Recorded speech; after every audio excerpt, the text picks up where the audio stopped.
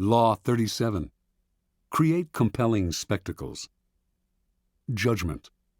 Striking imagery and grand symbolic gestures create the aura of power. Everyone responds to them. Stage spectacles for those around you, then, full of arresting visuals and radiant symbols that heighten your presence. Dazzled by appearances, no one will notice what you are really doing. Observance of the law. In 1536, the future king, Henry II of France, took his first mistress, Diane de Poitiers. Diane was 37 at the time, and was the widow of the Grand Seneschal of Normandy. Henry, meanwhile, was a sprightly lad of 17, who was just beginning to sow his wild oats. At first, their union seemed merely platonic, with Henry showing an intensely spiritual devotion to Diane. But it soon became clear that he loved her in every way, preferring her bed to that of his young wife, Catherine de' Medici. In 1547, King Francis died, and Henry ascended to the throne. This new situation posed perils for Diane de Poitiers. She had just turned 48, and despite her notorious cold baths and rumored youth potions, she was beginning to show her age. Now that Henry was king, perhaps he would return to the queen's bed, and do as other kings had done, choose mistresses from the bevy of beauties who made the French court the envy of Europe. He was, after all, only 28, and cut a dashing figure. But Diane did not give up so easily. She would continue to enthrall her lover, as she had enthralled him for the past 11 years. Diane's secret weapons were symbols and images to which she had always paid great attention. Early on in her relationship with Henry, she had created a motif by intertwining her initials with his to symbolize their union. The idea worked like a charm. Henry put this insignia everywhere, on his royal robes, on monuments, on churches, on the façade of the Louvre, then the royal palace in Paris. Diane's favorite colors were black and white, which she wore exclusively, and wherever it was possible, the insignia appeared in these colors. Everyone recognized the symbol and its meaning.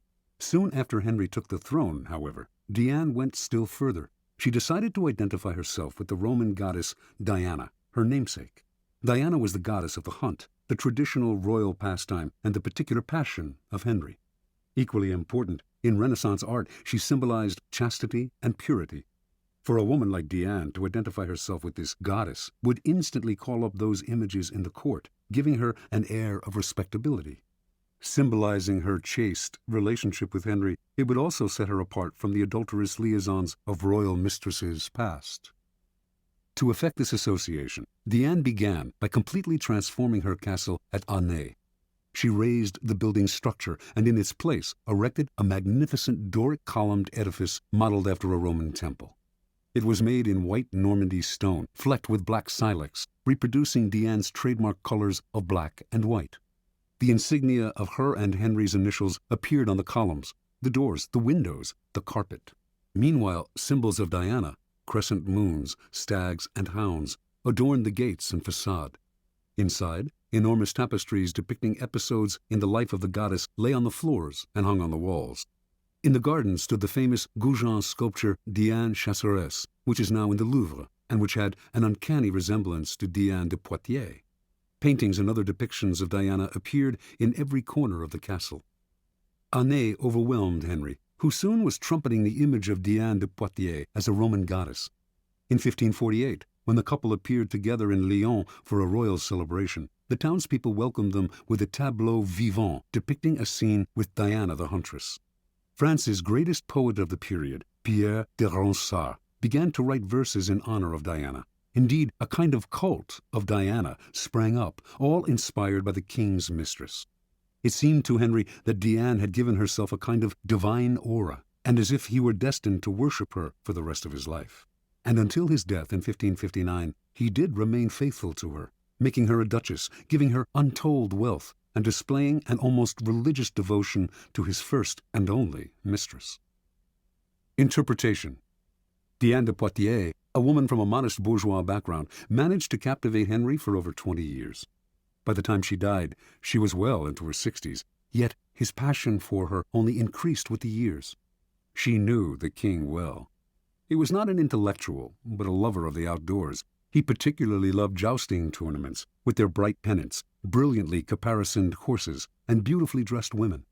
Henry's love of visual splendor seemed childlike to Diane, and she played on this weakness of his at every opportunity. Most astute of all was Diane's appropriation of the goddess Diana. Here she took the game beyond physical imagery into the realm of the psychic symbol. It was quite a feat to transform a king's mistress into an emblem of power and purity, but she managed it. Without the resonance of the goddess, Diane was merely an aging courtesan. With the imagery and symbolism of Diana on her shoulders, she seemed a mythic force destined for greatness. You, too, can play with images like these, weaving visual clues into an encompassing gestalt, as Diane did with her colors and her insignia. Establishing a trademark like these to set yourself apart. Then take the game further. Find an image or symbol from the past that will neatly fit your situation, and put it on your shoulders like a cape. It will make you seem larger than life. Keys to power. Words put you on the defensive. If you have to explain yourself, your power is already in question. The image, on the other hand, imposes itself as a given. It discourages questions, creates forceful associations, resists unintended interpretations, communicates instantly, and forges bonds that transcend social differences. Words stir up arguments and divisions. Images bring people together. They are the quintessential instruments of power. The symbol has the same force, whether it is visual or a verbal description of something visual. The symbol of the Sun King, as explained by Louis XIV, who is known by that epithet, can be read on many layers, but the beauty of it is that its associations required no explanation, spoke immediately to his subjects, distinguished him from all other kings, and conjured up a kind of majesty that went far beyond the words themselves. The symbol contains untold power. Things change in the game of symbols. It is probably no longer possible to pose as a Sun King or to wrap the mantle of Diana around you. Yet, you can associate yourself with such symbols more indirectly. And, of course, you can make your own mythology out of figures from more recent history, people who are comfortably dead but still powerfully associative in the public eye. The idea is to give yourself an aura, a stature that your normal banal appearance simply will not create.